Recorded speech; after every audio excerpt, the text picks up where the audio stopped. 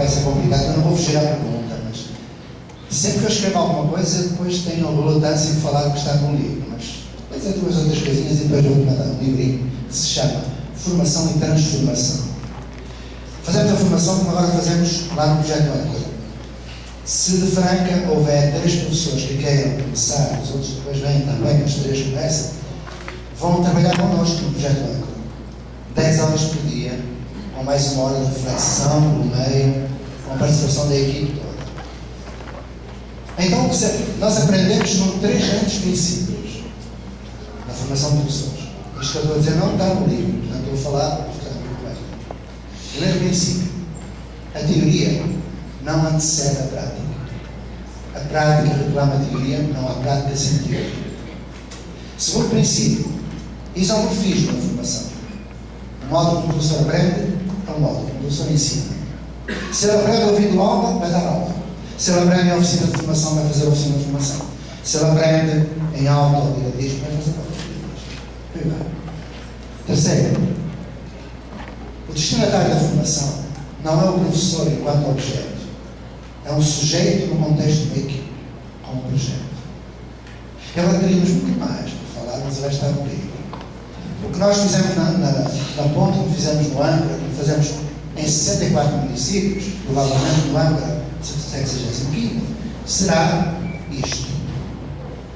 Os 3 que começam, ou os 4, 5, 10, escrevem num papelinho quais são os valores que comandam as suas vidas. Depois vais aos papelinhos todos ver se há algum valor comum. No Âncora havia 5, entre todos. Na ponte havia 3. As pessoas são os seus valores. Se eu, por exemplo, tenho um valor à autonomia e não há nenhum projeto político-pedagógico que eu não leio, queremos um aluno autónomo, nunca vi. Se nós queremos um projeto, se defendemos um projeto com este valor básico, é a autonomia, nós não podemos dar aula. A aula é desenvolvimento da autonomia. Se queremos que o aluno seja responsável, não podemos ter diário de frequência. Não pode haver horário. Eu sei que podem pensar que eu sou louco. Pensar que eu sou da ponte, sou do Âncora, sou de IDEP 10. Com uma formação muito boa em termos sociomorais. Eu não sou boba. E desculpa aí estar a falar alto, cada vez quando eu digo isto, podem estar a pensar, ele é louco. Chamai como quiseres. Isto faz sentido.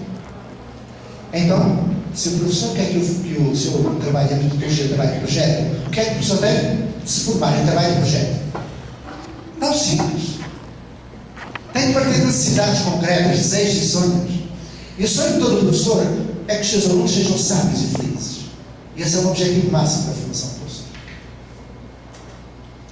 O resto é respeitar a pessoa naquilo que ela é.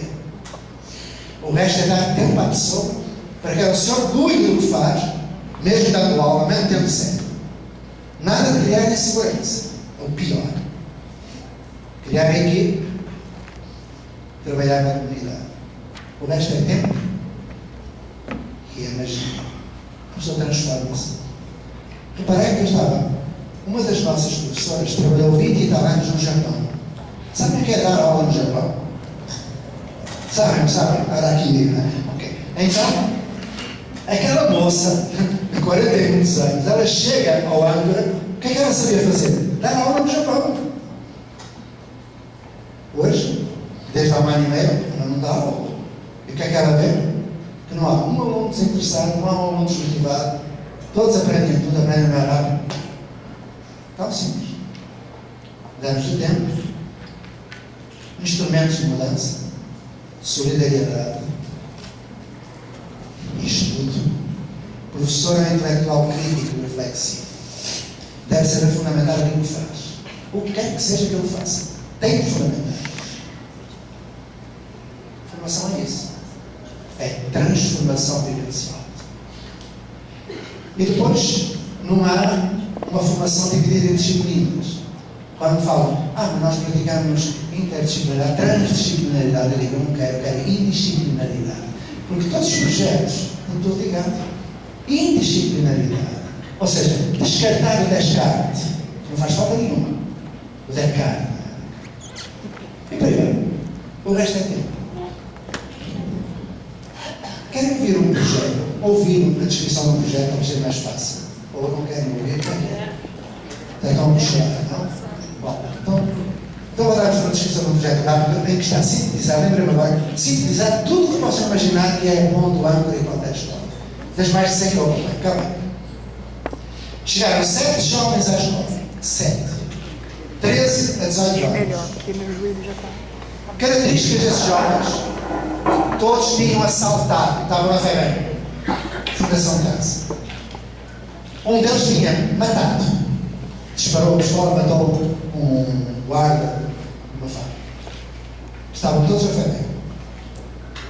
7 jovens que nenhuma escola atendia, rotulados de marginais, de drogados, etc. Eles chegaram, entraram e foi-lhes perguntar o que é que querem saber, o que é que querem fazer. Não simples. Pergunta! Como aos alunos perguntavam, uma vez um aluno perguntou: o ser vivo, como é que é? É verdade que um ser vivo é o que nasce, cresce, produz e morre. Eu tinha andado 7 anos a ensinar isso, eu punha no quadro negro. O ser vivo é o que nasce, cresce, produz e morre. E ele perguntou-me, eu disse: bom, ele já sabe. Mas eu perguntei: o que é que tu me perguntas? Ele disse: eu acho que não é. E eu fiquei zangado. Eu disse: mas porquê é que tu achas que não é? Se o ser vivo é o que nasce, cresce, produz e morre, eu não sou um ser vivo, ainda não me produzi nem morri. Como é que eu não me lembrei daquilo há tanto tempo que eu estava a ensinar isso? Realmente não é. Professor, a água respira pelas folhas. Porquê? E não se ela respira pelas folhas, quando é que elas respiram quando não têm folhas? Asfixiam, não é? E por aí vai, perguntas de criança, perguntas de jovens inteligentes. Então, eu perguntei o que é que querem fazer? Nós queremos trazer uns pássaros que temos na FEBEM. Mas porquê? Porque eles sujam tudo, fazem barulho e os guardas vão matá-los. Então pronto, trazei. Mas antes, eles pegaram uma folha de papel e escreverem projeto. Diz, o que é isso? Põe aí, depois vão ver. E agora eu pergunto, qual é o objetivo do vosso projeto? O que é isso, objetivo? Depois vão adicionar e põe aí. O que é que vós quereis? Trazer os pássaros para a escola. Então é isso o objetivo, trazer os pássaros para a escola. Onde vão pôr os pássaros? Vamos fazer um viveiro. Diz, eu estive a trabalhar num condomínio e fiz um viveiro. Os pássaros vão lá dentro, mas e como é o viveiro? Não estou a entender nada. Você diz o que é um alçado lateral, frontal, o que é uma planta, o que é uma escala? Não, estou bem. O que é uma escala? O que é uma planta? De que é que vai ser feito? Vai ser cantoneira de alumínio. Quanta cantoneira? Diz, o quê? Quantos metros? O que é isso? Então, bem aí, aprender as medidas de comprimento, fazer medições, método, multiplicação múltiplos. Eu perguntei, e à volta o que é que dispor? À volta vai ser uma tela. Eu perguntei, quanta tela? Mas quanta? Sim, quantos metros quadrados? Mas o que é isso? Bem aí, medidas de área. Como se calcula a área do retângulo? Metro quadrado, múltiplo, submúltiplo. Bem bem. E que pássaros são? E qual é o habitat? E o que é uma cadeia trófica? E o que é um predador? E o que é? Ao fim de 1 hora, eu tinha construído com eles um guião de pesquisa de suporte a um projeto que tinha 74 conteúdos da grade curricular nacional. Jovens com 17, 18 anos não tinham aprendido praticamente nada. Aprenderam 74 conteúdos em 10 dias de texto. 15 dias, 2 quinzenas. E mais fizeram um viveiro. No fim de 9 dias foram um dispositivo que é: eu já sei que posso ajudar. Escreveram, os 7 da FEBEM fizeram um viveiro. Quem quiser aprender 2 pontos, o que é uma escala, o que é uma personalidade, como se calcula a área do retângulo, como se faz, venha até connosco amanhã depois à Assembleia. Todas as sextas-feiras. Um exercício de cidadania. Porque a gente não prepara para a cidadania, educa na cidadania. Não. Então, imaginai, centenas de jovens saindo da Assembleia, sentando-se à volta do viveiro, e os 7 trazendo as cartolinas, não havia PowerPoint na época, isto é há 35 anos, traziam as cartolinas, puseram na beirinha do viveiro e começaram. Nós começamos assim, fizemos um projeto, isto é um alçado lateral, isto é uma escala, querem ver como funciona? Pegaram uma régua, puseram lá, cada centímetro da escala equivale a 1 metro aqui na realidade. A gente vai explicar, pera. Os jovens à volta levantavam o braço e diziam, olha, eu não entendi. E eu dizia, eu vou explicar melhor. Pera. O professor de matemática estava lá no meio, com o seu registro da avaliação formativa contínua, sistemática. Foi registrando as evidências de aprendizagem que iriam para o portfólio. Ao fim de 1h30, eles tinham acabado de explicar toda a construção, retirar dúvidas, toda aquela malta tinha aprendido, faltava o melhor. Quando eu pensava que tinha acabado, eles tiraram um paninho que tinha pousado em cima e por trás tinha um cartão que dizia: os 7 da Ferreira fizeram este primeiro e oferecem à nossa escola da ponte. Levantaram-se centenas de jovens, batendo palmas, dizendo viva, cumprimentando, abraçando, parabenizando. Deixámos de ter 7 jovens da Ferreira esse dia, passamos a ter 7 seres humanos fantásticos que hoje têm quase 60 anos de idade, são seres socialmente realizados, sábios e felizes. Projeto, significado, desenvolvimento, mediação, guiões de aprendizagem, guiões de pesquisa. E bem vai. Para que é que a gente está a fazer o contrário disso? Para ter braço de força, para ter a égide, para ter a nova égide. No fim do século, lembram-se de ver isso há pouco. Foi uma criança que disse que morava na comunidade. Quando ela descobriu a origem da palavra favela, ela nunca mais disse que estava na comunidade. Disse que mora numa favela, com muito orgulho. E cá. Eu perguntei à criança: qual foi a primeira favela do Brasil? Comecei a fazer um guião de pesquisa. E ela foi procurar. E encontrou. Morro da Providência, Rio de Janeiro. Minha mãe morou. Diz? Final do século. Minha mãe morou lá. A tua mãe morou lá. Final do século XIX. Mesmo no finalzinho. Depois. Cristo é o lugar. É isso. Ele descobriu tudo isso, aquela criança com outras crianças à volta. E aí ele, ao ler a descrição da favela, ele percebe que quem fundou a favela, a maioria eram soldados. Ela diz: mas quem eram soldados? E perceberam que a maioria dos soldados era do Sul. Então, se eram soldados do Sul, o que é que eles estavam a fazer no Morro da Providência? Então foram ver que esses soldados de onde vieram? De Canudos. O que é Canudos? Sertão da Bahia, Baronato, a Guerra de Canudos, António Conselheiro, Campanella, Tomás Mores. Uma comunidade onde não havia guerra, onde as maiores prostitutas do sertão se transformavam em mulheres de virtude, onde os maiores recursos passavam aos homens de paz, e onde não havia dinheiro, não havia prostituição. Claro que os 2 marechais que começaram esta república estranha vieram de Alagoas. Vieram agora 2 personagens também, que eu não vou dizer os nomes. Então, já conhece, não é? Um começa por RC, o outro já foi Presidente da República. Então, uma república começa em Alagoas, não pode começar bem, não é? Um é acordado, ele não sabe o que está a fazer, Deodoro lá vai ele ser o líder. E o outro foi um assassino chamado Floriano Peixoto, o genocida, que é um herói. Só que o Floriano não gostava nada de Canudos, porque era uma ofensa, não é? À República dos Reis das Terras. Até que, claro, nessa Canudos acolhiam aqueles escravos libertados pela Lei Áurea, mas que não tinham para onde ir.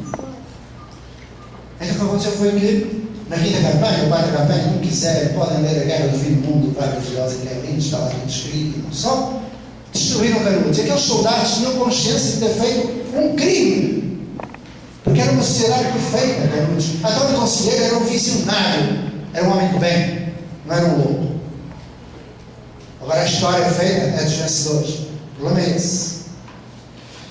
O que aconteceu foi que esses soldados não voltaram para o Sul, porque o exército estava na penúria, não tinha dinheiro para os levar para o Sul. Ficaram ali.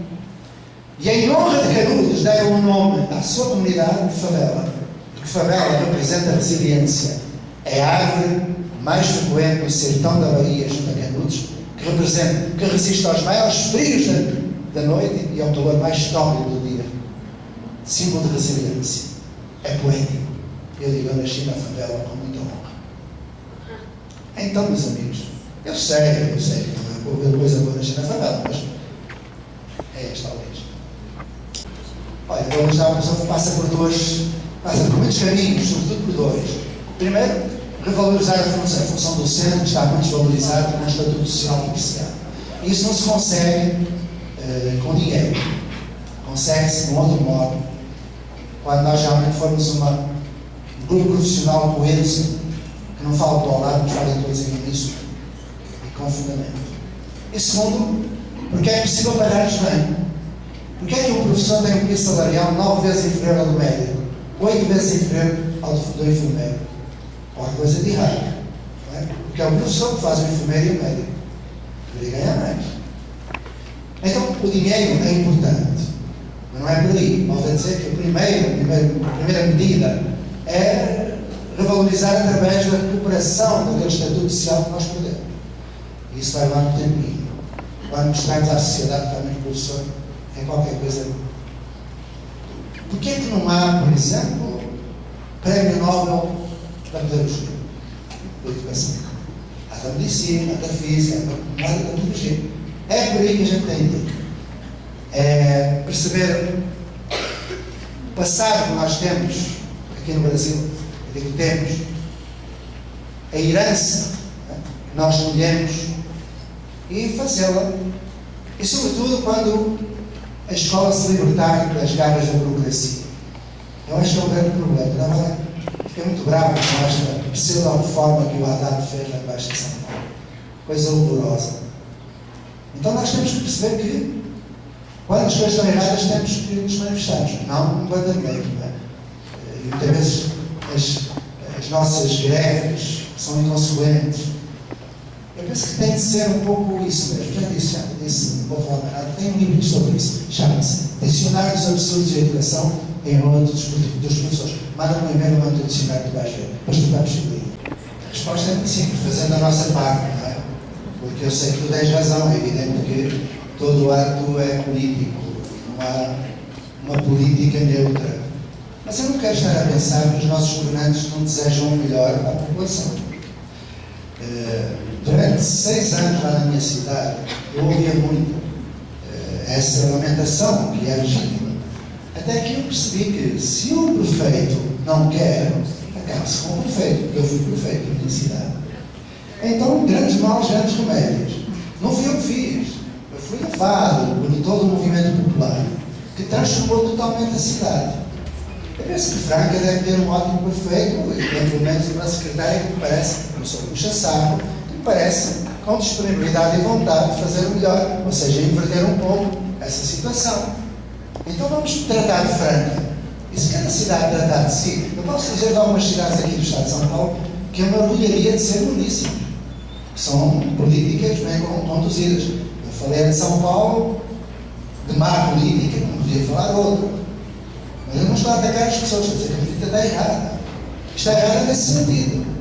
Porque é preciso manter uma grande base de gente ignorante para que continue, não é? É aquela coisa que a gente sabe, que já lemos livros, que eu não vou explicar. Uma herança pesada de neoesclavagismo, comunismo, não é? Neocolonialismo, essas coisas que pesam na história. Mas também não vamos ser tão conformistas que não pensamos que é possível modificar. Se Franca quiser mudar, se Marília quiser mudar, se Birigui quiser mudar, se São José do Rio Preto quiser mudar, eu posso continuar a dizer nomes de cidades que eu me orgulho. E outras estão por aí. Ótimo. Há de haver uma rede que há de acabar com esses politiqueiros que continuam a fomentar aquilo que não deve ser fomentado. Lógico, façamos a nossa parte. Façamos a nossa parte. Cada um na sua escola, à sua maneira, aqui. Então, sim. Como é que eu vejo? De modo estrábico. Ou seja, eu vejo de uma forma que são 3 formas. Eu não vejo inconveniente em que haja uma maioria de economistas à frente da educação, sabem isso? A maior parte dos opinion makers na educação são economistas, não são pedagogos. Ou que tenhamos grandes empresários, ou um mióspe que não sabe o que diz, mas está para aí a ganhar dinheiro à custa da credulidade. Enfim, o que eu penso dessa coisa que tu falaste, de bonificações, inútil. Aliás, se os nossos governantes promovem essas políticas, pudessem ter acesso, não sei se eles têm, às pesquisas feitas de Assembly, logicamente não fariam isso. Então eu estou dividido. Ou os nossos governantes são ignorantes, esses governantes ou são ignorantes ou são criminosos. Ignorantes não sabem e fazem ingenuamente. Criminosos, se tiverem consciência daquilo que fazem. O que nós podemos fazer com isso? Nada. Infelizmente, a política está no Estado. Temos que fazer a nossa parte. Continuo a dizer. Eu gosto mais de começar um copo cheio, meio vazio. Eu não estou, não me abstraio dessa situação. Muitas vezes eu vou falar com o Mozart Ramos, com a Priscila, que está no Todos para a Educação, com a Viviane Sena, gente boa, gente maravilhosa. Mas não adianta nada o que eles fazem. Porque é investir aquilo que está errado, é mais do mesmo. Ou Ou seja, são paliativos, não é? E medidas que não vão resolver absolutamente nada, porque a questão estrutural mantém-se. É a velha escola do século XIX, que vai ser. A última pesquisa que saiu sobre bonificações prova que é atribuir a bonificação ao professor 3 anos depois do professor que fez o trabalho que levou aquilo uma tendência mais. Estão a perceber a ideia? Ou seja, quem vai receber a bonificação não a merece. E quem a merece já passou. Então, a ideia que há, por exemplo, ter menos alunos por turma, ou a ideia que há que o IDEB diz alguma coisa, o IDEB não diz nada. Índice de desenvolvimento de educação básica não é. É índice de Tecoreba de educação básica. Não, o termo é desenvolvimento, é Tecoreba. Porque é prova. Desenvolvimento é outra coisa, é outro conceito. Então, tudo isso que tem a ver com rankings, tudo que tem a ver, é inútil. Continuam a fazer porque eles têm dinheiro. Por isso é que o Estado brasileiro desperdiça por ano, não sei se sabem disso, 56 bilhões de reais. Sabem disso? O sistema educativo brasileiro desperdiça anualmente 56 bilhões de reais. Por isso, essas políticas. Está errado. Eu escrevo muito sobre isso, eles não gostam de mim, mas também quero que eles gostem. Desde que não me mandem embora daqui para Portugal, eu fico satisfeito. Outra coisa, é tudo que acontece.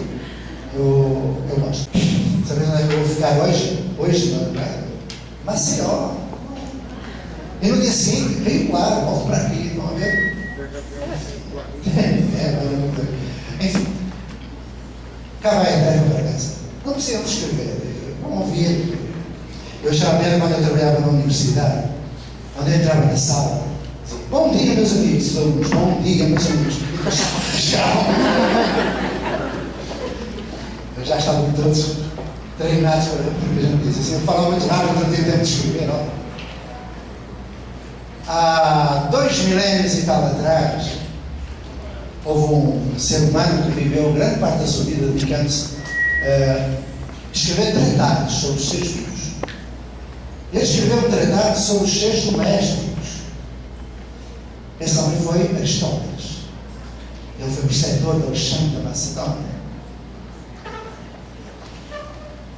Durante cerca de 1500 anos, os bons copistas passaram de papiro para papiro a verdade aristotélica.